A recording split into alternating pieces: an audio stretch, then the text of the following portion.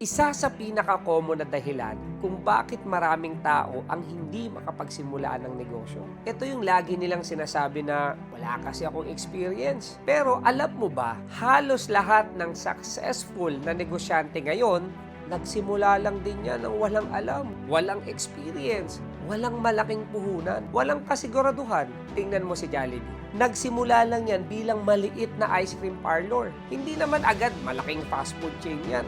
Pero habang tumatagal, natututunan nila kung ano nga ba ang mas mabenta.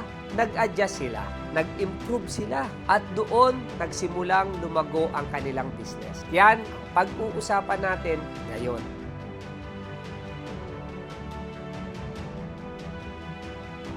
Paano ka nga ba magsisimula ng negosyo kahit wala ka pang experience? Simulan natin dito. Alam mo ba kung bakit maraming tao ang hanggang ngayon, lalo lang, kasi naghihintay sila maging ready. Ang totoo, walang negosyanteng nagsisimula na expert agad. Tingnan mo si Steve Jobs, hindi naman niya alam agad lahat tungkol sa business noong nagsisimula pa lang siya sa garahe. Habang pinapatakbo nila yung business nila, doon sila natututo. Ganon din sa pagnenegosyo. Hindi mo kailangan maging perfect muna bago magsimula. Maraming tao puro nood ng videos, puro attend ng seminar, puro research, pero hindi pa rin sila nagsisimula. Resulta, walang experience. Kasi, ganito yan. Ang tunay na experience nanggagaling yan sa actual na paggawa. Kahit maliit lang na business, simulan mo sa unang post, unang pagbebenta,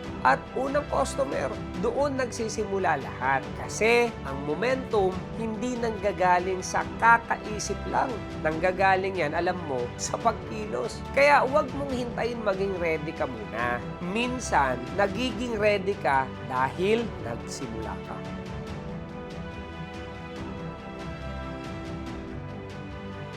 Pero alam mo ba, isa sa pinakamalaking pagkakamali ng beginners, yung gusto agad magsimula ng malaking negosyo. Hindi mo kailangan agad ng malaking pwesto, maraming staff, at malaking kapital. Tingnan mo, maraming online sellers ngayon, yung iba nagsimula lang naman sa bahay. Yung iba nga, live selling, di ba? Yung iba nagsimula sa pre-order setup lang. Pero ngayon, lumago at naging full-time business na nila. At eto pa, maraming nagsasabi na follow your passion. Pero sa negosyo, mas importante minsan yung tinatawag na demand. Tingnan mo si Mang Inasal. Hindi naman nila inimbento ang chicken inasal. Pero nakita nila na malakas ang demand at doon sila nag-focus. Kaya magandang pasukin na negosyo ay yung kaya mong simulan ngayon or kaya ng budget mo o yung kaya mong aralin. At yung mga negosyo na may market kasi maraming tao, sobrang taas agad ang gustong simulan. Kaya lalo silang hindi makapagsisimula. Kaya wag mong hanapin ang perfect business. Alam mo, anong hanapin mo? Yung business na kaya mong simulan.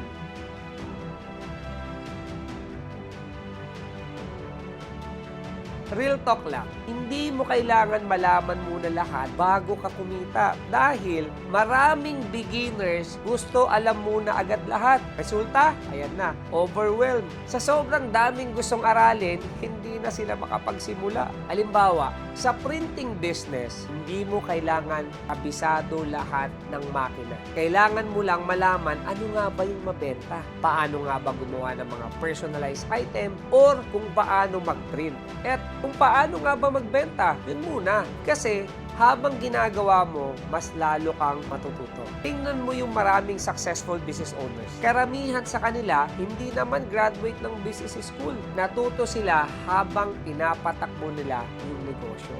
Kaya, hindi mo kailangan maging expert para magsimula, pero kailangan mong magsimula para maging expert.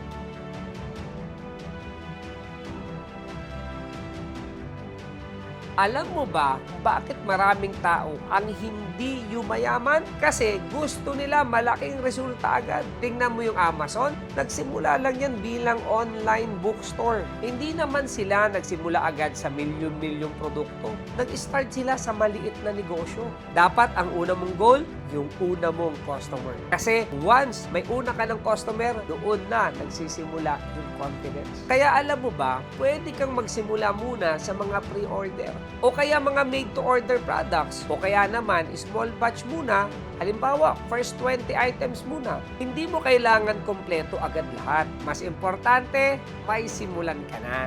Mas okay yung maliit sa simula kaysa malaking plano na hindi naman nasisimulan.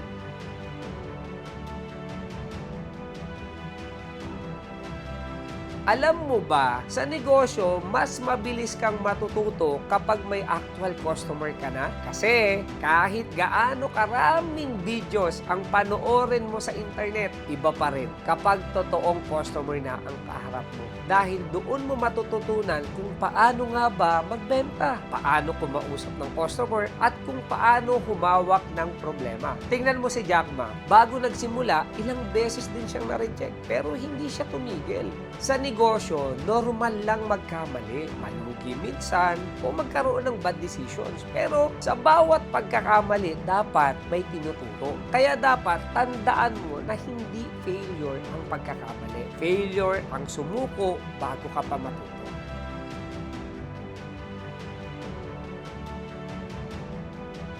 Kaya kung empleyado ka ngayon, hindi mo kailangan mag-resign agad para magnegosyo. Alam mo ba, maraming successful entrepreneurs ang nagsimula ng business habang employed pa sila. Ginamit nila yung sweldo nila bilang puhunan, backup, o pang-test ng negosyo. Mas safe minsan na magsimula ng side hustle muna.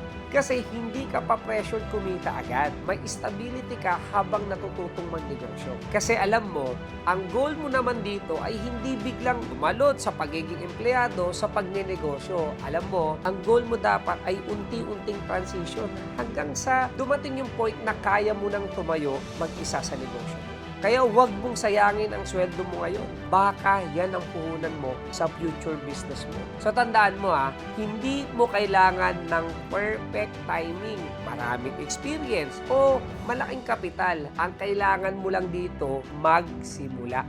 Tama, magsimula. Kasi lahat ng successful business ngayon, nagsimula sila sa maliit. Kung may natutunan ka sa video na ito at gusto mo pa ng ganitong klaseng content about business at side hustle, at mag-subscribe ka kasi marami pa kami isi-share na makakatulong sa journey mo from employee to business owner. At kung gusto mo naman ng mas guided na learning, yung step by step talaga, pwede kang sumali sa aming Printing Business Academy, kung saan tinuturo namin kung paano magsimula at palaguin ang sarili mong printing business. And if ready ka na mag-start at kailangan mo ng mga machines at supplies, follow mo rin yung PrintBiz.